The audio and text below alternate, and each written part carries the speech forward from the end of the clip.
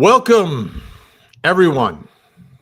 Here we are, the trial of Brian Walshe. And prosecutors have spent a whole lot of time, and we've covered a whole lot of evidence in this case, talking about these wild searches that he's done about what do you do with the body, how long does it take, blah, blah, blah, blah, blah. None of it has anything to do with what the trial will ultimately be about for the jury. All the evidence that we are seeing in this case that is so incriminating of Brian Walshe is related to disposing of a body. He has pleaded guilty to that. He has conceded that. He has admitted to that. There is one issue in this case, which is how did Anna Walshe die? Her body's never been found, so there's no autopsy, there's no medical examiner report, there's no cause or manner of death by some expert. So the jury's got to figure it out without a body. Now, there's no body because of Brian Walshe. So it's strange. That's why in this program, we're going to focus on something that I think ends up being perhaps as important as anything else. Motive and what was going on in their lives. We're going to talk about Anna Walshe's lover. Welcome to the Tangent Podcast. I'm Vinnie Politan, lead anchor for Court TV, along with Albert H. Wunsch III, Esquire. Hola, Tangenistas, and get set for a very, very interesting episode. And the radio legend, the one and only Jonesy. Greetings from Asbury Park, New Jersey. And ladies and gentlemen, what you have tuned into, whether it's on purpose or by accident, is a little show we call the Tangent Podcast.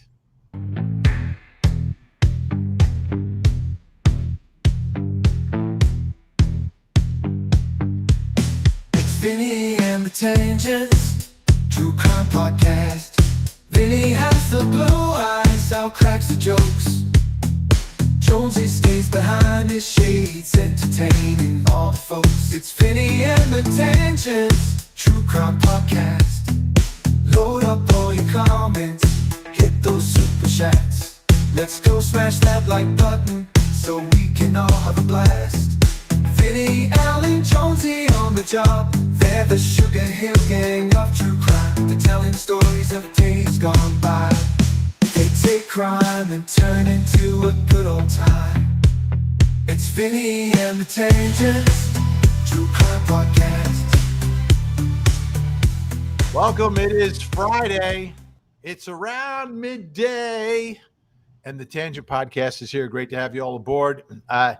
Al, this case, to me, I'm looking at it, and I'm like, all this evidence, all these searches, everything can relate right back to what do you do with a body when you want to get rid of it? But none of it relates directly to where the defense wants this jury focused, which is how Anna died. Right. That's correct. But it does look a little... Wait. 1 second. Jones, you just notice, even when he's agreeing, he's got to stick a big butt in it. Yeah. Excuse me. Well, the thing is this, okay, as we take a look at this case, one has to question what, we're talking about motive. What is the motive to dispose of a body that dies naturally? Okay. If the person dies naturally, if there's sudden adult death syndrome, okay, so we'll call it SADS, as opposed to the horrible SIDS. So if you have that happen in your house, what do you do? Now, if you don't have anything to hide, generally you call 911 and you say, my spouse is not responsive. Can you send somebody over here and let's take a look at it? And see what's going on, and then they come and then they investigate and they take a look at the body and then they do an autopsy and they do things along those lines. And if you've got nothing to hide, you've got nothing to worry about, because that could happen. She could have had a heart attack, anything could have gone those lines. But Aneurysm. Aneurysm, right? But generally, when you start then going, how do we saw up a body? Okay, how do we dispose? When does it start to smell? And at what point in time can I start getting insurance proceeds? Then you kind of send a little signal that there's something not kosher in this pastrami sandwich, because there's a problem here. And that's why it's significant. You don't dispose of a body unless the body has something that can be related back to you with regards to how that person became a body. I get that. But I always bring it back to this. And, Kaylee Marie Anthony, her mother, same scenario. At the beginning of the trial, they basically turned it upside down and said, yeah, we knew that the little girl died, but she died accidentally. And then the body was disposed of. The body was found, but there was some forensic evidence, but no evidence that could give you cause and manner of death. There was duct tape in the hair, the skull, etc. However, that particular jury, this is what I always worry about when you put 12 people in a room. That particular jury, led by the foreperson, the gym teacher from Pinellas County, who said, listen, we don't know how she died, so we cannot convict her of anything. Yeah, well, that's FLA, okay? FLA. And this is MA, all right? And I would have a very, very difficult time that being able to say that anyone looking at this in MA would be coming up with something along those lines. Now, a gym teacher that, is the one that, said, oh, well, this is the problem we have with this, that, the other thing. Wonderful. But it's Florida. And nothing makes sense in Florida. I don't know if it's the humidity, if it's the heat, if it's those little. All right. Let me take you to Texas. Robert Durst dismembers, admittedly, his neighbor. They never find the neighbor's head. He's claiming self-defense. Right. And the jury said, well, we don't know exactly what happened because you never brought the head into court, prosecutors. Well, but that's what they said afterwards, Al. You can shake your head, but that's now two juries in cases to me that are obvious that we're blinded by the defense games. Self-defense throws in a monkey wrench that is different than the situation we have here. He's not arguing that we had a fight and then I killed her accidentally or I pushed her and she hit her head. They're not arguing that in this case. They're not. He admitted that he was responsible for the death. And he admitted that he decapitated him and got rid of the evidence. Because of self-defense. Self-defense, different, completely different situation factually. Once you throw self-defense in there, especially in a place like Texas, where you have people that, it's like stand your ground, it's to protect your rights, protect your homestead, protect you. But here you have another twist, though. Like, this is a guy who's already in the felon world with his Warhol issues, and he's going to federal prison. They can stand up there and argue, listen, he panicked. He didn't think anyone was going to believe him because he, number one, he's a criminal. Who's going to believe a criminal? Who's going to believe a fraudster? No one's going to believe it. That's why he panicked. That's what the argument's going to be. They're going to use the fact that this guy's a fraud to try to get him found not guilty. Like, they're going to try to take those lemons and make lemonade. Okay, and they're not going to be able to make anything lemonade up with regards to I worry. I don't worry about this one. This is a slam dunk, and this is going to be a win right across the board. Oh, there you go again, Al. Because Al, I trust the people of Massachusetts. A slam dunk is not easy. A slam dunk is hard. Can you slam dunk? I can't slam dunk. Jonesy, can you slam dunk? I've never tried. No, maybe you can.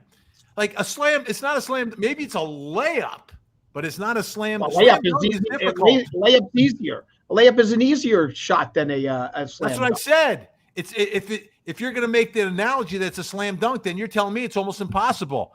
Because what percent of the population can actually slam dunk a basketball? Because, well, nowadays, the smallest person I knew that could slam dunk that I personally saw, other than the pros, was a guy on my football team at Fairfield University who was 5'10", and he could slam dunk. He can't slam dunk anymore. Well, he can't slam dunk anymore. Probably not. That's how I saw him. He also had gained a substantial amount of weight, so I don't think he could do that anymore. But looking at this situation here, even this guy's not an idiot, and if she died suddenly, then there's no way an autopsy is going to show that he poisoned her or anything along those lines. So that's where this story falls apart. I mean, I get it. I'm convinced. Trust me, I'm convinced. I worry about these jurors. Jonesy, do you worry about these jurors? I worry about them. I'd actually like this. I'd actually be the perfect jury for the defense.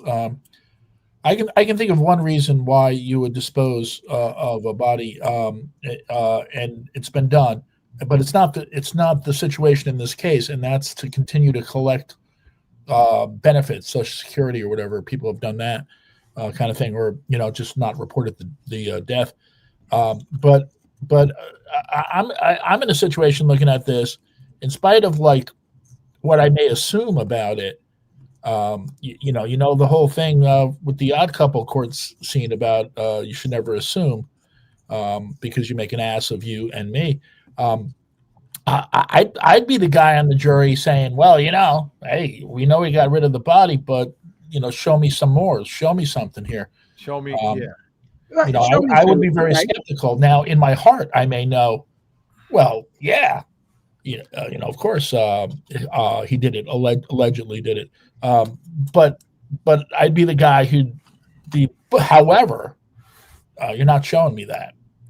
Hey, Jennifer Lego 4221, Al, sending you winks and hearts for Al, and hello to Vinny and Jonesy. Ooh, look at that! Kisses back. Now, but Jonesy, wait, there's more. What? Jennifer Lego, K.A. was decomposed. Dr. Garavaglia had no COD, cause of death. I thought it was cash on delivery. Yeah, Dr. Garavaglia is from the Kaylee Marie Anthony case. Correct. And yeah, she was decomposed because of the cop that didn't go in the woods because he was scared of a snake. So don't get me started. We've got one more we got to get to. This is Megan Jenkins, 2937. Brian Walsh is a joke. He's the dumbest criminal of the year. Lawyer, he's TikTok on Google rules crack me up. I'm hyped for my sweater competition. But Al, why can't I find a picture of you smiling? Picture of me smiling? Yeah. Because comedians don't smile. Oh, that's deep, man. Although, hey, there's almost a smile right there. It's a smirk. Jenkins, thank you so much. Can't find a picture of Al smiling. There it is. That was a smile. Let me tell you something. Jonesy hit me with last week. Jonesy hit like 3 out of the park, and I was laughing like there was no tomorrow, and that is very hard to make comedians laugh. I really enjoyed that to the point where when I was done, I went into the other room and I said, "Hey, Gina, I got Al to laugh 3 times." You certainly did, and I give you credit for it, because we're constantly asked. I have people come up to me all the time telling me jokes, telling me this, giving me material that I can use and things along those lines. And 99% of the time I've heard the jokes before, or they're just not funny. And I don't laugh. And I feel bad because the people mean well, and and they're genuine in wanting to do something along those lines. It's just, I've done this a long time, and there's really no jokes that are going to surprise me. And anything that they've heard or they've gotten off the internet has been there for years. So, it's not going to surprise me or make me laugh by any stretch of the imagination. I will always thank them and be, gracious about it, but very hard to make a comedian laugh. Very, one of my favorite TV shows was a syndicated show called Make Me Laugh. Yes. That was a very fun show. Oh, wait. It's all happening Sunday, December 21st. It's the Christmas show, folks, the Christmas extravaganza. We've got musical numbers, special guests who you're going to love. It's going to be amazing. And then we've got contest opportunities for you to win wonderful prizes, trivia. Plus, we've got 2 contests you can enter ahead of time. More on that coming up a little bit later. But mark it down, Sunday, December 21st, 7 to 10. One of the prizes, and we've been discussing this, is that you get one of us to come live with you for a week. There you go. So it's kind of nice. All right, let's take a listen to a little bit of Anna's Lover. I mean, I suppose. So you had no intent. I mean, you're having an illicit affair. You're always kind of concerned someone's going to find out, right? I mean, I suppose. So you had no intentions of having any immediate plans to openly start dating Anna Walshe with your 2 young boys? Correct. So when during an affair do you start making it public? In that kind of affair, you don't. You don't, right? I think he was broken up with his spouse or whatever because he has children also. Anna had not made the official break yet, but she's working in D.C. Right. They live in Massachusetts. He's actually their realtor. What do you think of that? The realtor helps them find a place down in D.C., and he ends up with the wife. Well, it's obviously it is a interesting scenario. She's in DC. She's the breadwinner of the family. He's in house arrest up in Massachusetts, and he has to have the kids with him because if the kids are not with him, he's going to be sitting in a jail cell. So the argument was he's going to be the caretaker for the children while she's down in Washington, D.C. making the money. So there's a distance between them. She doesn't have any anchors holding her back. Like, we have to find a babysitter for the kids or this, that, the other thing. And you know what? She met him. They hit it off, and she had an affair.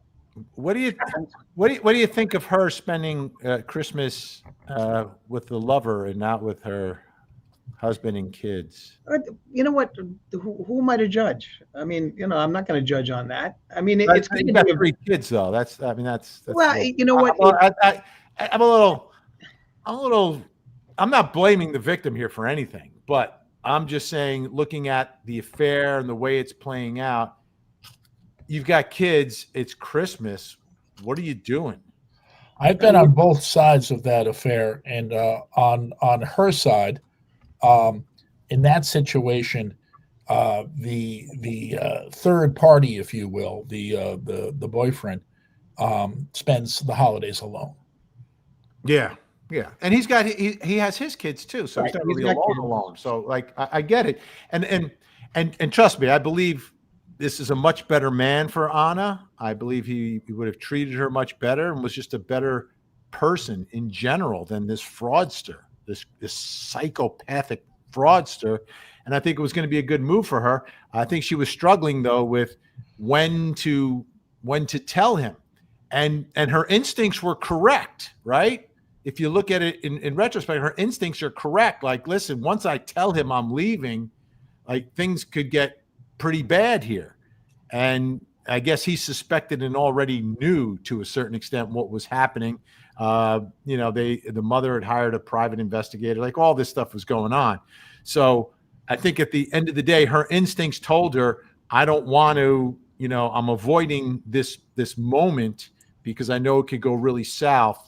And it seems like he beat her to the punch, like he knew about it already. And as a result, she lost her life. Or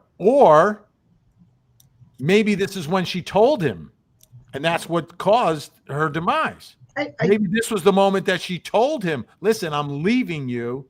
this marriage is over. I'm moving to DC. And you know what I mean? And this is what put him over the top. But again, he's disagreeing, Jonesy. You see, again, like now I'm on his side. Brian Walsh is guilty, but there's still a but. On the other hand, see, the thing is this: I don't like to be, you can't. What's the line from the movie with Patrick Swayze? You can't put baby in a corner. You can't put Al in a corner. Okay. All right. Darn it. She had an out with him in the sense that he would be going away soon anyway. Yeah. So why did you even need to tell him anything? Because he's going into a Fed pen at some point in time. Okay. He's there waiting to be sentenced or waiting to start his jail time with regards to same. And he was going to be put away at some point. So there really was no incentive. Now, did she still have feelings for him? Well, the testimony, we heard that, from the boyfriend was that, she still had feelings. She still had, didn't think that this was going to be the be all and end all. I don't think he even thought, meaning the guy she had the affair with, that there was going to be that the two of them were going to live happily ever after. I think they were planning that. They were looking at. Well, they may have been planning it, but there was nothing complicated. It's like a Brady Bunch situation without, but without Alice. It's pretty freaking far from a Brady Bunch situation. Well, no, because I think he has 3 kids and she has 3 kids. I don't know if he had 3 girls though, and I think they had 3 boys, as I recall. I think so many of these cases, I can't keep all the families. Yeah, but the Bradys wouldn't have had an affair, nor would there have been a No, I was going to say the difference is in the Bradys, they were both widowers, right? Widower, right? Here, it would be, people whose marriages broke up, but then got. Do they ever officially say that they're widowers? Yes, they do. Yeah, because in the first episode, they talked about the not going to be replacing your father, not going to be replacing your mother, that type of thing. That was brought up in the pilot episode of the Brady Bunch. Do you think that they were having an affair, though, Mr. and Mrs. Brady, and while the other two were on their respective spouses? Like, if they were, we would have seen it. No, because the affair would have preceded the TV series. Oh, you know what I mean? Like, I think that's an interesting movie to do. The Brady prequel, and it turned into a true crime case where both spouses mysteriously die and these two find each other. Well, unfortunately, the father mysteriously died of AIDS as a result. Well, he did. I mean, Robert Reed, they died of AIDS, unfortunately. It's tragic. Yes, but not Mr. Brady. He was an architect. Was he an architect? Oh, yeah, there's no gay architects. What? But he wasn't. Mr. Brady was not gay. Even if he was, there's nothing wrong with that, except he wasn't. Well, they did share a bed, which was the first time that had happened on television. See? Did share a bed. All right. And Dee Moriak, I'm interested here. Happy Friday, Tanzania. I thought that Dick Van Dyke was the first one to share a bed. No, I don't think they shared a bed. I thought it was. They didn't show it often, but I thought they did. Anyway, I digress. Lucy didn't. Happy Friday, Tanginistas, Vinnie E, Alan Jonesy. Salud. From D.D. Moriak. Thank you, D.D. Thank you, D.D.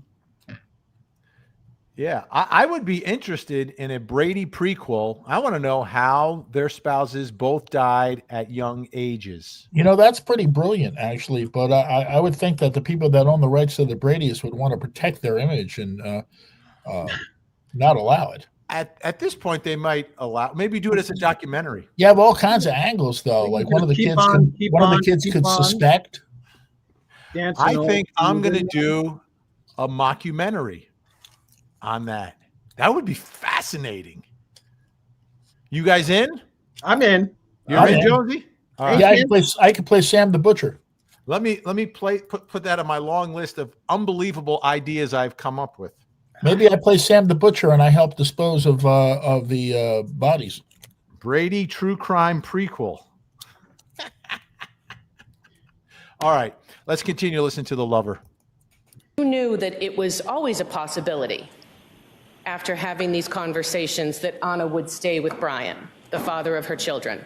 Yes. While she would talk to you about arguments they had about finances or the stress of his federal case, she always spoke to you about him in a positive light. Yes. That's interesting that she didn't really trash him. Well, I've been on both sides of that situation, and I've had situations where they would trash the other party, and I've had situations where they would say, "Oh, you would like him, yeah, right? We're going to be best pals, huh?" Do you think when she was saying that she was trying to hint at something like, "Hey, Nah.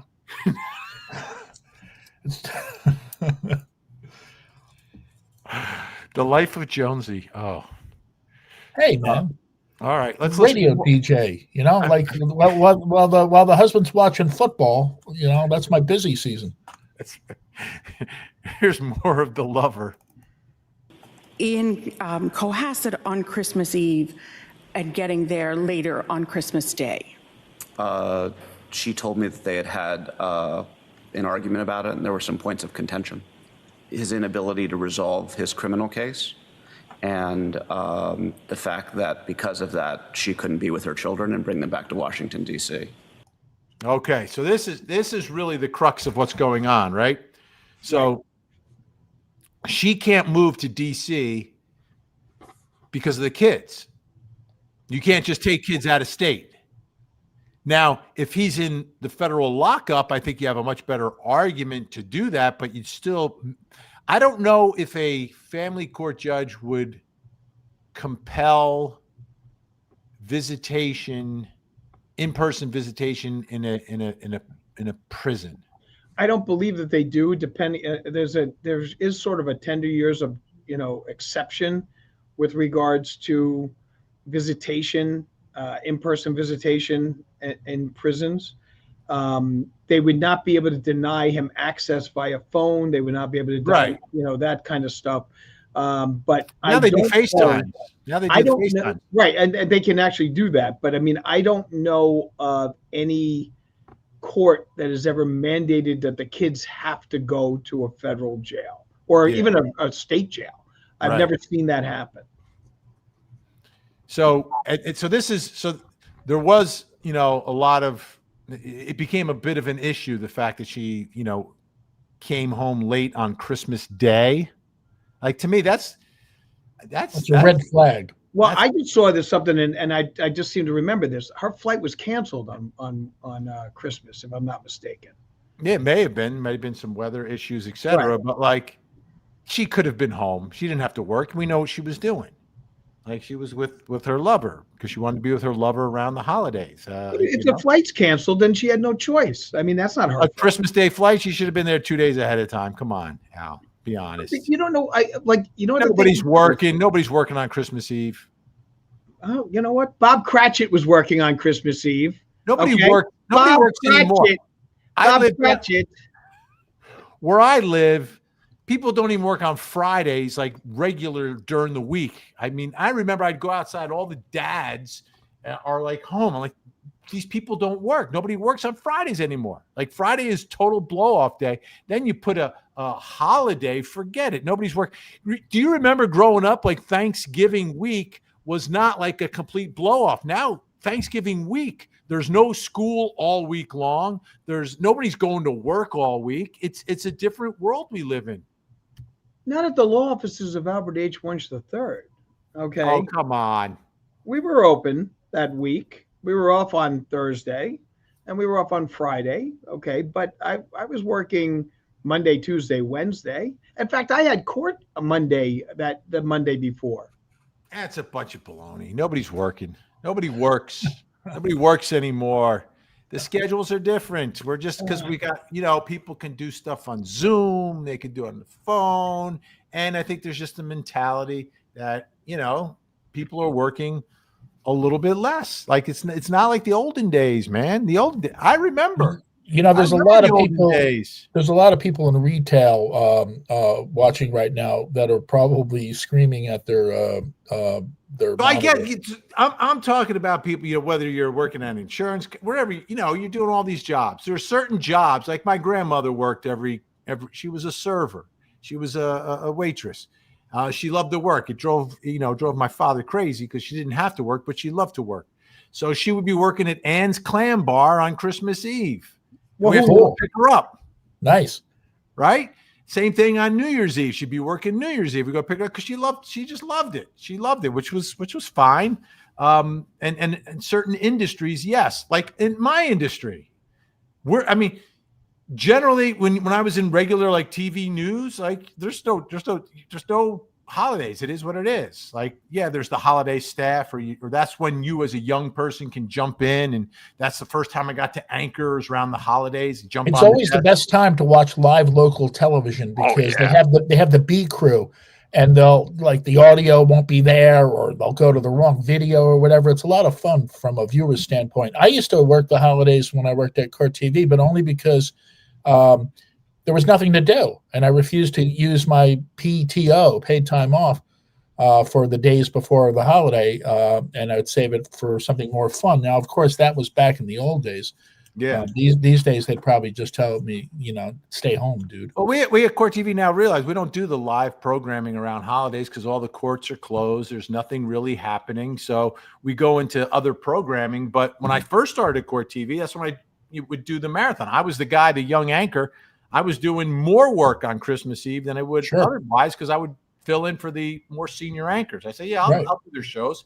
So I would do, 4 or 6 hours on Christmas Eve, and I'd still be out by 5 o'clock or whatever. So it was no big deal. But I think the mentality is different now. People aren't working; they're just not working. As you know, I represent a lot of police officers, and so I'm 24/7. I get calls on Christmas Day. If there's a shooting, I've got to be there. So, I'm working all the time. I don't care if you're closed or not on a holiday, Al. If I get in trouble, I'm using your cell phone. That's exactly right. And I get that. And it's happened. And it's, I've many a time on holidays, I've been sitting at a crime scene or sitting trying to get somebody out of jail for a long weekend or whatever the situation is. So, I wouldn't know what it would be like not to have to do that. So I'm there. So hey, folks, if you have a call, give me a call. By the way, folks, we've got opportunities in the Christmas extravaganza coming up on the 21st of December. But you've got to enter now in order to have an opportunity to win. And we've got a couple of great competitions, of course. One of them is the ugly sweater competition. Send a photo of your sweater to the moss, old or new. The winner gets a prize during Changing Christmas Extravaganza 25. Old or new, send it to the moss. Send it to the moss. Changing Ugly Sweater Contest. Changing Ugly Sweater Contest. Send it to the moss.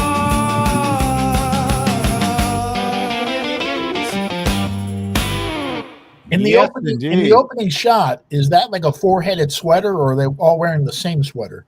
Let me see. Let's take a look at it. It looks like a 4-headed sweater. Yeah, it was a 4-headed sweater. You're correct. Cool. The 4-headed sweater. But there, send it to Vinnie, vinniesmods@gmail.com. Gen X here. Is there a deadline for entry? Oh, yeah, the deadline is approaching. We need those entries coming in. December 25th. What's that? December 25th. No, the party, the extravaganza is on the 21st. Oh. And we've got to get everything lined up and ready to go before then. So we're going to need everything in by, I think we have like 10 days left, the 15th. What's going to happen is somebody who loses the contest, and nobody really loses, somebody who doesn't win the contest is going to go to their Christmas tree and open up the present from Cousin Barbara, and it's going to be like the ugliest sweater you've ever seen.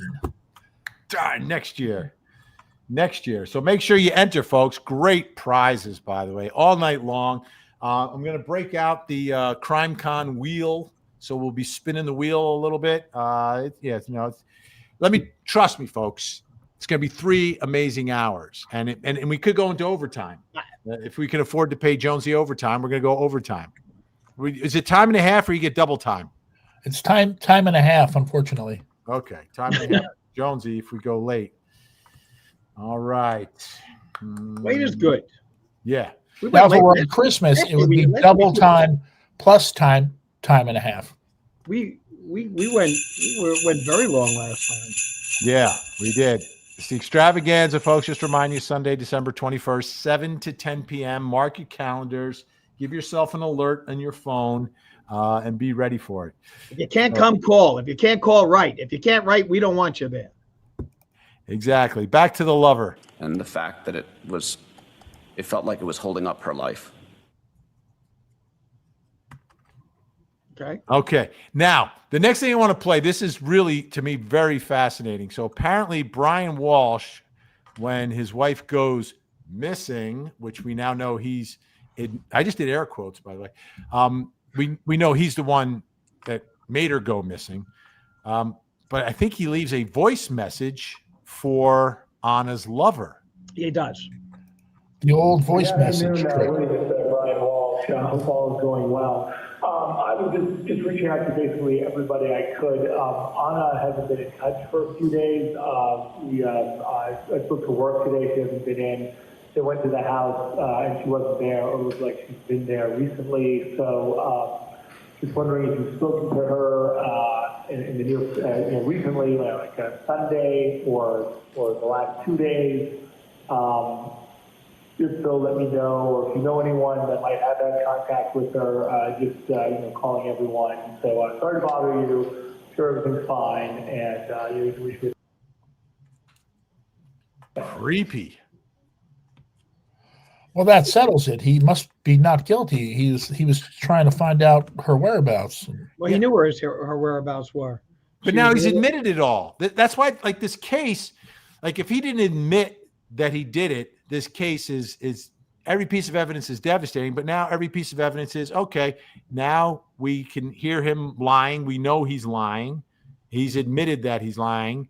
And we got to figure out, I think Al is correct, figure out, well, why would he lie about this? There's no other reason other than he's responsible for what happened to her. I just hope the jury uses that common sense, because I've seen jurors, you get into a case, and sometimes with the longer trials, I think it's more common to happen, where all of a sudden you can't see the trees through the forest. Or is it the forest through the trees? Forest through the trees. You can't see the forest through the trees. From the trees. You can't see the forest from the trees. Whatever it is, I mess up that thing all the time. I know it because of the Michael Nesmith song. Oh, very good. One of the Monkees. That's right. Yeah. Yeah, they never should have wrote their own songs. They should have just stuck with the hits. Well, no, they were beating the Beatles. The Monkees were beating the Beatles. Like, you had the best songwriters in the world writing hit after hit for you. Just ride it, man. Mike Nesmith wrote some absolute incredible songs, and Monkees Headquarters is a phenomenal album where they wrote all their own and did their own instruments. And how many records did they sell compared to how many they sold when other people were writing? That was a bestseller. That was one of their top. But their time would have been limited anyway, even if they stuck with the best songwriters. And I do agree with you on that. They would have had Sugar. Well, Sugar was written for them, and they refused Sugar. Yeah, that was what broke them up with Don Kirshner. Kirshner was absolutely pissed off that they wouldn't take that song. That was a certifiable hit. And then a bunch of cartoon characters sang it. It's crazy. Well, the Archies were, but that was a one-hit wonder, and they were done. Was Suzanne Summers one of the Archies? I don't believe so. Trying to think of the guy's name. He had a lot of hits. The guy who actually sang it, Ron something or another, Ron Dante or something like that. and that was actually the Archies were actually him, but he did a lot of those bubblegum songs that were released under the name of other 1910 artists. Fruit Gum Company. Oh yeah, well, the 1910 Fruit Gum Company were from Jersey. I think I want to say Linden, New Jersey, but it was actually him who was doing it. And that was just a made up name. No, they were a real band. It's just they weren't allowed to record. Ron Dante, right? Ron Dante, yes. Yeah. By the way, folks, we're streaming live on Facebook. We're live streaming on my YouTube, Twitch, X, and on Court TV's YouTube. It looks like they're going to break for lunch now. I'm keeping my eye on the courtroom. Oh, I wonder what's for lunch. Yeah, well, I could tell you because that's Dedham, Massachusetts. I could tell you what's available there. Okay. So back in the turn of the century, when I covered the Dr. Dirk Greinader trial, there was a place down the street, and I couldn't find it when I went back 20 years later, or more than 20 years later, or about 20 years later. They had the best chicken cutlet with peppers. It was just a tremendous sandwich. And I got the tip from one of the courtroom bailiffs, right? Because if you roll into town, you want to know where to get lunch, you ask the bailiffs, right? Or the deputies. They're going to know. So when I went back up there, I started asking some of them, and they did not know. So my guess is the place must have closed down where I'd gone. So when I did go up there, they actually had a great bagel shop, believe it or not, Massachusetts. Warm bagels coming out all day. Very, very good. I also would have lunch closer to the hotel because there were a couple of restaurants there that were just, so good. And I walked in and I ended up going to the same one every day. And after a while, they kind of knew me and they're like, hey, it was like Norm when you would go in. But good food up in Dedham. Definitely. But don't the jurors, they get served whatever, right? It depends. It depends. I don't know if this jury is being dismissed because they protected the jury in the Karen Reed trial, so they would bring them food. So and in the Greinader trial, they brought them food when they were deliberating. But otherwise, I think they were just walking in and out of the courthouse. So how do you prevent a key player in the case from happen to go to the same place? You warn them, and so that's why when when I deal with a jury, I always make sure the judge announces to them that we're not allowed to talk to them, and that if they see me on an elevator and I'm not friendly when they say hi, it's the reason being is I can't engage in a conversation. What if the jury asks, why doesn't he ever smile? Juries have asked that question, and I'm free to answer because comedy is not pretty, and sometimes I don't have a reason to smile. We had an issue in the Michael Skakel trial because it was in Connecticut. It was a pretty small town. And the jurors would go out and eat lunch together. And oftentimes they would be in the same restaurant with the defendant, with the victim's mother. And, they had to be very careful about how loudly people spoke. Well, you could base judgments on physical activity. You could watch a lawyer and the accused, and you could be staring at them and just see their gestures and stuff. Yeah. And your imagination could take control.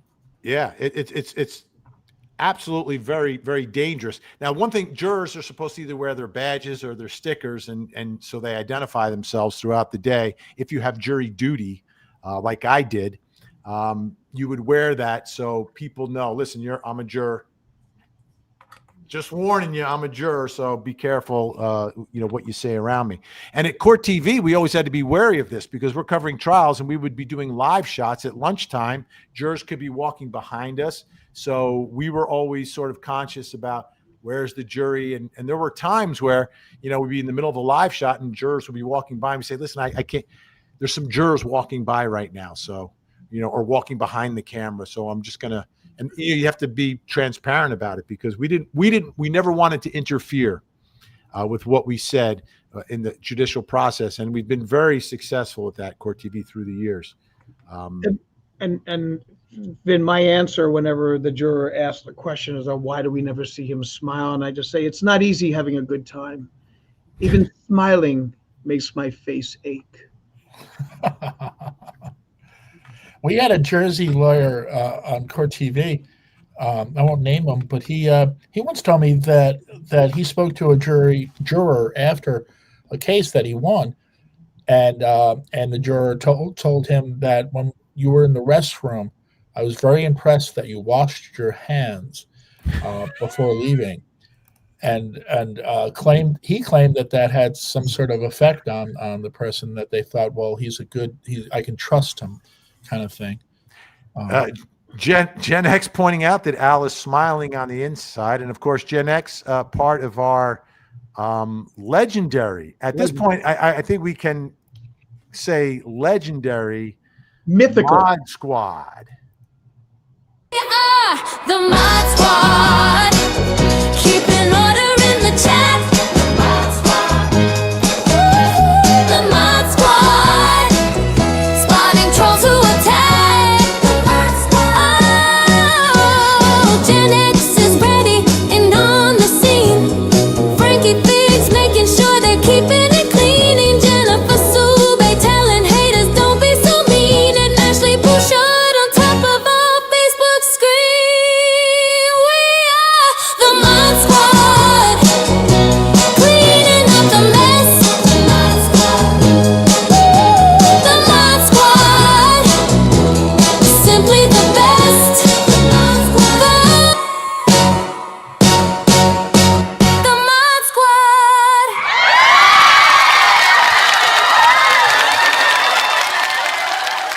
By the way, the Mod Squad will be playing a vital role during the Christmas extravaganza, so get ready for that. Absolutely. Well, they'll, one of the roles will be to keep the relatives from arguing with one another in the comment section. I would assume. Comment section, yeah. All right. Oh, I have one more thing. So this case comes down to, how did Anna Walshe die, right? Right. And she's a young woman. I think she's 39 years old.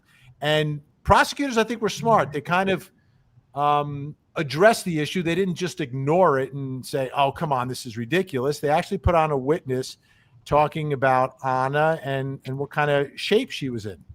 Bar method. Our members asked about their health. So this is her bar instructor. For those of you who don't know what bar is, it's a type of workout, and it's really, really difficult, because I've taken some bar classes. The instructor is probably more difficult. My instructor happened to be Russian, and she played no games. Talk, lift. And then they give you these little tiny dumbbells, right? They're probably like 2.5 pounds. And she would kill you with them.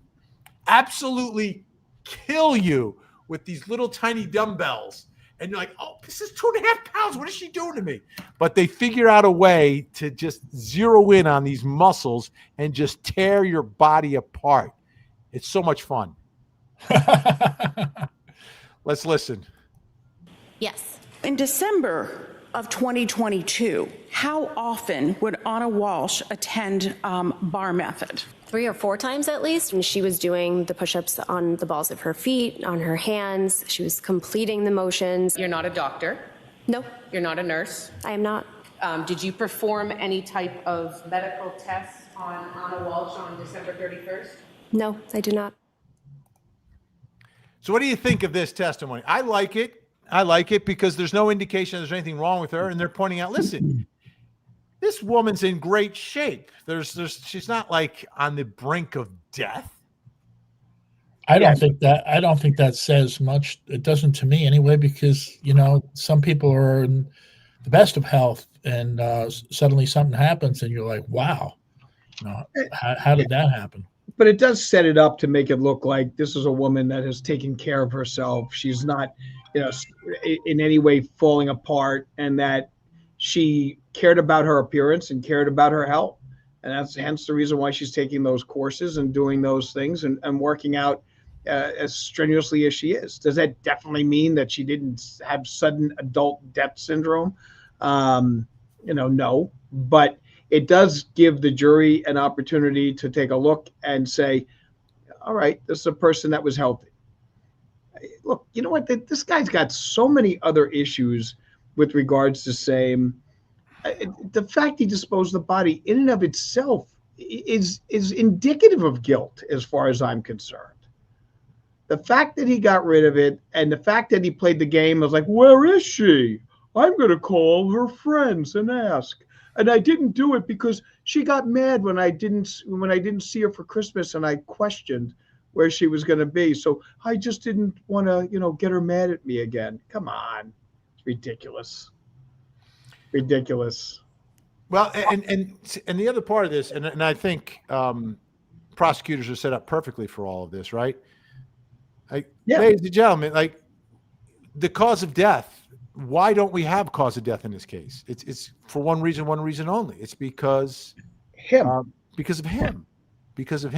So you use that. I think you use the lover, the breaking up of the marriage, the D.C., Massachusetts issue, his pending federal sentence that was going to happen. His life was unraveling. It was falling apart. He had very little leverage because he's at some point he's going to have to pay the price for the Warhol scam that he ran. She was doing very well. She was making like over $300,000 a year. Yeah. So she was doing well. She could take care of the kids. Had a big insurance policy too, which also helps.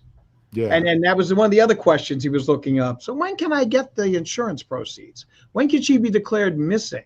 Where can she be declared dead? That could be used against him, right? Can't you use that against him? Because if she's missing, it's more difficult to collect the insurance versus if she just died of natural causes. Now I've got the money. I need money, whether it's for a lawyer or to take care of my kids or whatever.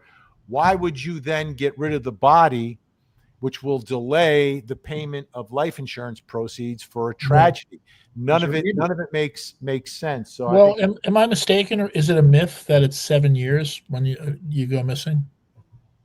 I don't know that you can be declared dead. It might be a myth. It might be a myth. I think it depends upon circumstances, because we've certainly had cases that are less than 7 years, no body, red rum trials in cases. So I think that's a myth.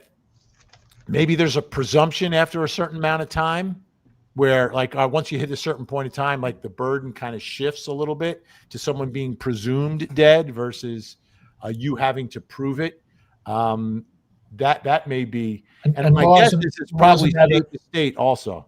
Laws in that are probably subject to change too, because you have situations like September 11th where people didn't come home, right? And eventually, you've got to assume that they're gone. So I want to get to one more thing, which is another one of the competitions at the. And then a little history today, because some interesting things happened on this. The strongman competition?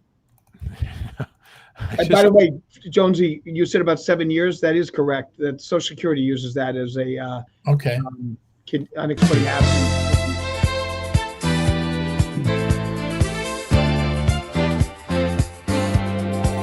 We're gonna crown the Tanganista of the year.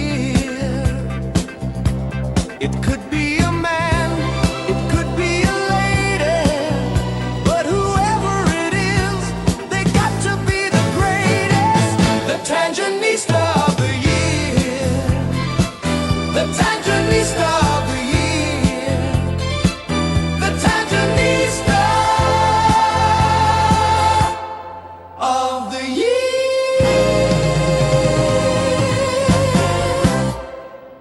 What an honor. What Wow. a crowning achievement it would be. We are going to crown our Tanganista of the year, and you will be the Tanganista of the year throughout 2026. But to win, you got to be nominated. Now, you can nominate yourself. Please don't be shy. Be bold. Nominate yourself, or you can nominate another one of the Tanganistas. And we've got both situations happening right now in the competition. Send a video, 60 seconds or less. What should be in the video? That's up to you.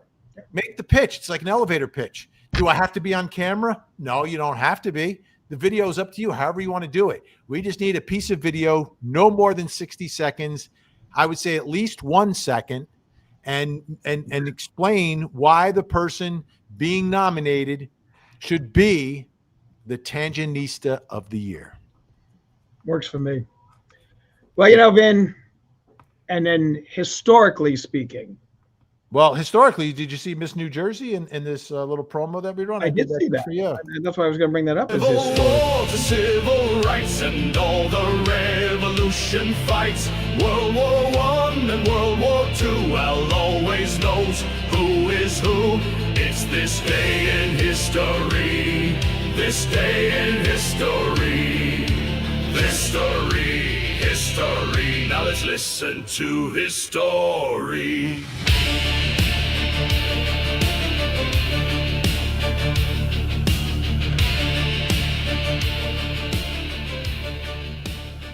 We'll start off with the Revolutionary War, as we know that the 250th anniversary of that is coming up. On this day in 1770, 2 British soldiers were convicted of manslaughter for the actions at the Boston Massacre.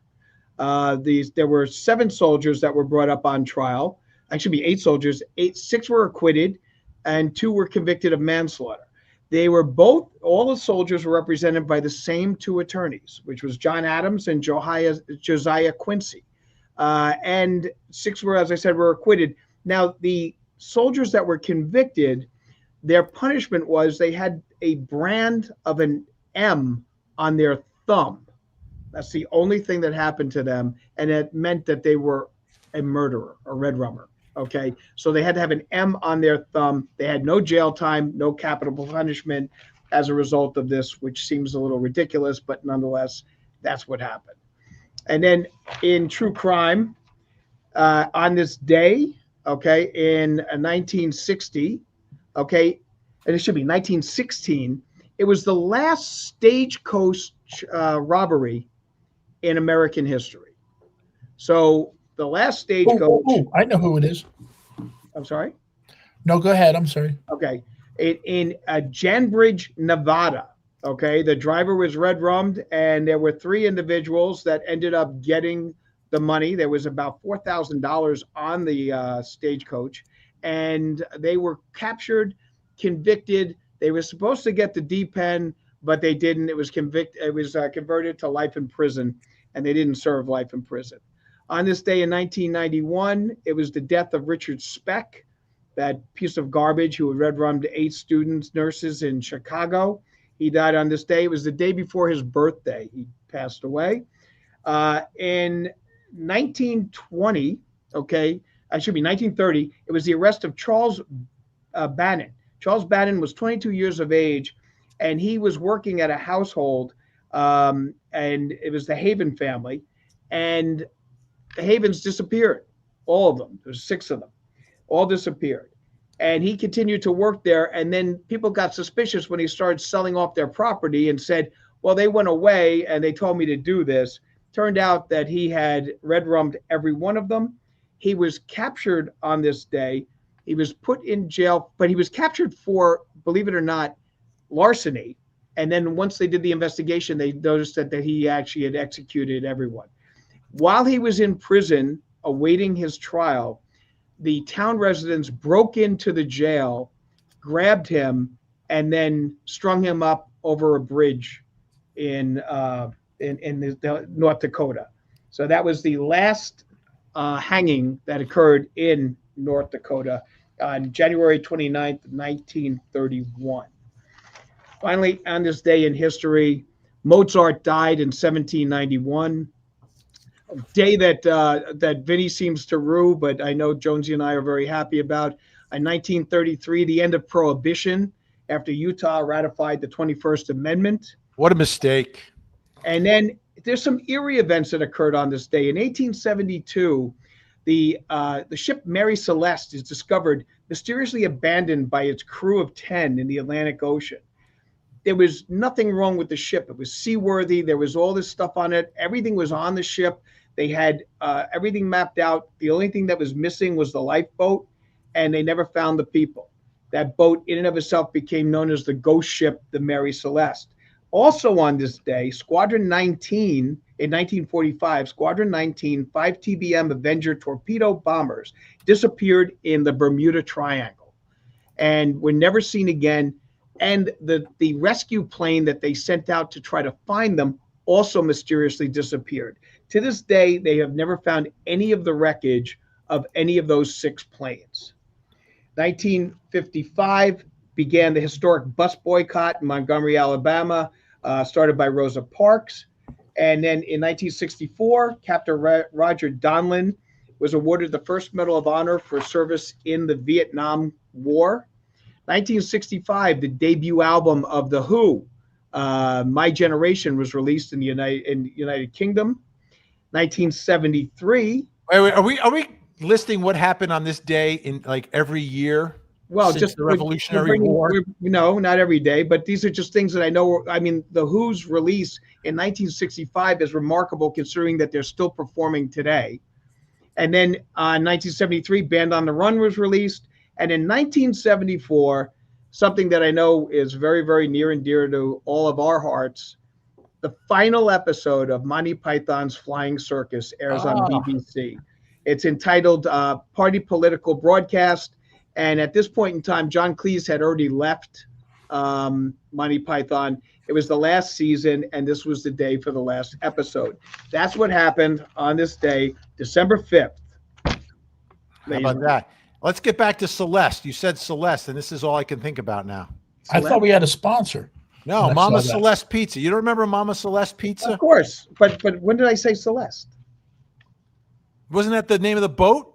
No, that's right. The Mary Celeste. Okay, I'm sorry. Yeah, Mama So Celeste. it was Thank carrying frozen pizzas? It was not. It was carrying actually alcohol, and they thought that, and there was, and all the alcohol was there except 6 of the kegs were empty. Okay, now they don't know if they leaked out or whatever the situation was, but there was 6 things on that. But the crew, the captain, were never heard of again. And it's one of those great mysteries that became, a cause celeb of the ghost ship Mary Celeste. Interesting. Now, by the way, frozen pizza has come a long way. Yes. Like, it's still not as good as like when you get it at a pizza shop, right? Tree Tavern. Tree Tavern's old school. The old school ones were like, The ones today, they do a really good job, which is interesting. Like I said, I had a slice of Paul Newman's frozen pizza on Thanksgiving night, and it was outstanding. There you go. Like my heart, when I buy a frozen pizza, I want to buy like Tree Tavern, which began in Patterson, I believe, at a bar, Patterson, New Jersey, that is. But I might have to go with the Paul Newman. There you go. By the way, let's get to a few of the comments here. Let's see what folks are saying. Megan Jenkins loves the Quest for the Holy Grail. Oh, of course. You can't go wrong with Monty Python. The Monty Python movies are hilarious. Life of Brian is actually a very much in the Christmas season. Right. Okay. Pussycat likes Life of Brian. Can't go wrong with that one. Yes. Gold, frankincense, and myrrh. What's myrrh? It's a bomb. A bomb? Why would you give a bomb to a child? She turned me into a newt. That's the best line was like, feel free to stop by any time, but next time, not so much of that myrrh. Also, ladies and gentlemen, you may have noticed my sweatshirt. Part of some of the items that we have in the True Crime Merch Shop. I want to show folks some of the newer items that we have, just so they are familiar with some of the great potential Christmas gifts that are out there. Yes. For instance, look at this. Let me make it bigger. This is the official shirt of the Christmas extravaganza, featuring your hosts. It comes in all different colors. I just put the green here. You can also get white. You can get a lighter green. You can get red. I look like the shortest of the 3. And I was gonna, when I first saw it, I was like, look how short he made Al. I'm right now. It is what it is. All of a sudden, I'm like, Joe Pesci. Hey, I'm the guy in the middle, for God's sakes. I am much larger than both of you, though, by the way. Yeah, I wouldn't say larger. I would say taller. taller. Yes, indeed. Do I amuse you? I'll show you another one of the great items that's available. I slump a lot. Al likes this one. This is a Yes. great new design. The Accomplished Accomplice. Accomplished accomplice. Very nice. Comes in different, and I'm showing you these colors. It comes in all different colors. That's the beauty of the shop. We also have a newly designed Hug the Kids. This is the new design on the Hug the Kids 2025 design. Look at that. You want to sell shirts? I'll tell you. You get yourself a Hug the Cats. Hug the Cats. Cat lovers will buy anything. Oh, maybe we'll do that. And of course, it's getting cold outside, so you want to keep warm. You got the allegedly winter caps also available. And what else can I show you here? Make great Christmas gifts. Yeah, but if you're traveling to the beach or you're getting ready for next summer, you've also got these great beach towels. Excellent. The Tangent beach towels with the full body outline. Nobody's going to steal your chair. And we've got more things in the hopper coming up with some more artwork. Yes, and here, of course, is our number one seller, the allegedly collection of hoodies and T-shirts. And there's no allegedly without Al. That's true. Although, if you look at Al, it does look like AI. No, that's true. You're going to have to deal with that the rest of your life, by the way. Al. I know. That's a passing phase. I don't think so. Because look, right here, I love that Al is Sammy, but I love that AI is Sammy. Yeah, but the whole AI thing, passing phase, it'll go the way of rap music and Madonna. I know you're joking because AI is here to stay, baby. Unfortunately. No, it's not unfortunate. It's like our show could go on forever. True. 100 years from now, we could have the Tangent podcast with AI. That's True. right.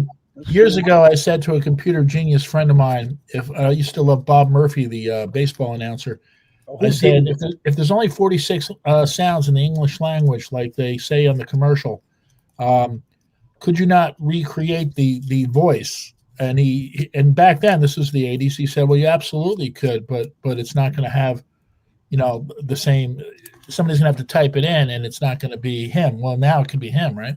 Oh yeah, and by the way, you don't even have to type it in. Like you can type in prompts. You don't even have to type. I saw a frightening special, 20-minute magazine piece on AI, where they had this AI robot, Claudia or Claudette or something like that, and they leaked to it that they were going to eliminate it, and it had a will to survive. It wanted to sustain. So they also let it see some text messages of the person who was going to turn it off, implying that they were having an affair. So it plays into this trial. And the robot chose to blackmail him. Was trying to blackmail the person that was going to shut down Sent the him robot. messages that if you do not give up on this idea of eliminating me, I will release this information to everybody. 2001: A Space Odyssey. I know. That's frightening. It is.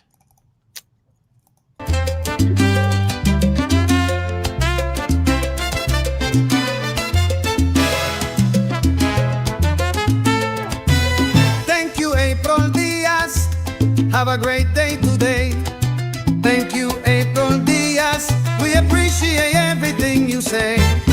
We all know she's a great fan, and we know the kind words she has. We always love to hear from you. Thank you, April Diaz. Yes. A big thank you, April Diaz. Happy weekend. Vinny, did you know you're in a doc on Netflix for a few seconds? Yeah, I'm in a few of them on Netflix. It's all my time at Court TV, being at the courthouse. I've seen you on all kinds of programs. Yes. The thank you so much, April Diaz. The one where that I'm thinking of that I'm in the most is The Staircase. That's the big one. But there's some other ones, and I'm trying to remember which ones they are. But there's several of them, and every time it's funny, right? I'm on for 2 hours every night, but you put me in a Netflix documentary for 5 seconds, I start getting text messages, because that's a whole different crowd of people, right? Like there's the people that watch court TV, Yep. and the people who watch online and stuff, and then there's the people that they only stream. Oh, hey, Vinny, just saw you on da. I'm like, yeah, and you can watch me for 2 hours every night live. Anyhow, 2 hours. 2 hours. So once again, I want to remind everyone, Sunday, December 21st, 7 to 10 p.m., the Christmas extravaganza. Lock it in. Trivia, prizes, musical numbers, special guests. It's going to be an amazing show. It's lots of fun. Turn on the fire, turn the music on in the background, and get ready to watch an old-time Christmas extravaganza. Family fun. So, I mean, wake the neighbors, wake the kids, have them next to you. And, it's a family fun show. The way Christmas specials used to be in the 70s and the 60s. I don't know. Are you sure you want children watching after we have a couple of eggnogs? Well, you know what? The kids have to learn sometime. Johnny Knoxville, thank you. Merry Christmas, Jonesy, Walshe, and Vinny. Looking forward to the December 21st show. If you're ever in Chapel Hill, hit me up for Al's Burger Shop. Check. Cool. Knoxville. I like that they call you Walshe. I know. I like that too. I was like, so it should be Jonesy, Walshe, and Politan. Yes. No, Vinny. Politan's too complicated. So if we were a law firm, it's easier. It would be Vinny and Associates. Vinny and Associates. By the way, no Vinny and Sons. Vinny and Sons. Thank you, Johnny Knoxville. Chapel Hill is awesome town, by the way. Awesome town. Last time I was in Chapel Hill, I was covering a trial. This is years ago. I was covering a trial, and during the trial, I was playing hoops at the local Y, and I was playing against some of the women from the North Carolina team. Really? Did they beat you? No. Now I was much younger, so like I was holding my own. Well, that. Well, still, I mean, they're semi-pros. That's why I asked. Yeah. No, they were great players, but I was no slouch. So what? So you were able to quote unquote hold your own against the against Division I female basketball Division players. I University of North Carolina women's basketball team. Yeah. Okay. All right. I believe you. I know. That's the true. oceanfront land in Missouri. I'd like to sell you too. It's the truth. What do you want from me? You want me to lie? No, I'm over 6 feet tall, Al. I'm over 6 feet tall. I was once 5'11" and 3/4. Based on that shirt, you're like 7'3", okay, compared to Jonesy and me, and I'm 5'4". All right, Al. Gen X caught you smiling. All right, there you go. I see him smiling all the time. Well, I'm smiling because of the watching you play the University of North Carolina's female basketball team. Well, yeah, it wasn't playing the whole team. A couple of members of the team were playing at the Y. All right. Okay. What do you want to do? No, you want me to lie? I'm not going to lie. No, not in the. I don't want that at all. Absolutely. All right. Heavens to Gimbals, no. No. All right. Big thanks to our mod squad. Thank you for all the super chats and the great comments. Al, where can people find you? Okay. Well, folks, Monday night, I'm on Closing Arguments with Vinnie Politan on Court TV every Monday night from 8 to 9. Now, I know we're getting ready for the holiday break, but I know we have a show on Monday, so that should be a good time then. Next week, I'll be at the Army-Navy game in Baltimore. So if anyone is in Baltimore and anyone's going to the Army-Navy game, send us a line. Let me know. We can definitely see you guys down there because I'm going to be having a great time down there. And other than that, that's about it. All right. Where can folks find the Hasta la vista, Ostengenistas. Where can folks find the radio legend, Jonesy? Well, 1 week from tomorrow, December 13th, I will be DJing live at White Eagle Hall in Jersey City, JCNJ, USA. Great place. Great place. I will warm up the crowd at 6 o'clock. The show starts at 7. It is sumo wrestling. And from 7 p.m. on, I'll be that guy in the sky who pumps up the crowd with the music.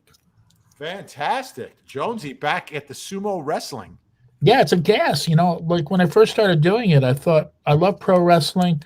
I never had any use for sumo wrestling. It's actually very exciting. All right, and I'll be on every night from 8 to 10, 8 to 9. It's Closing Arguments with Vinnie Politan, all the big stories of the day. We're on a verdict watch tonight. I expect a verdict in the beauty queen Trinity Pogue trial tonight, so look out for the red tie. Then from 9 to 10, Vinnie Politan investigates, a deep dive into a big mystery story, upcoming trial, whatever we're taking a look at. Tonight, I can't remember what we're doing tonight.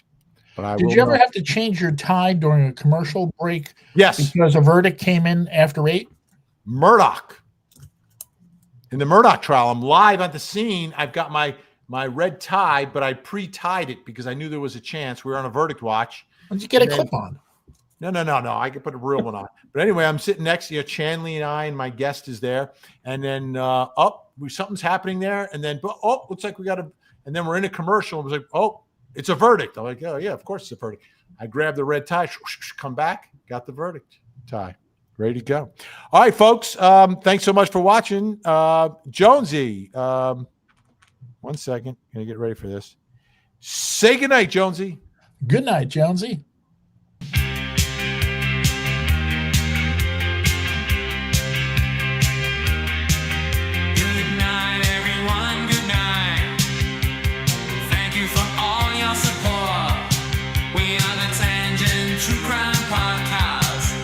See all of you in court.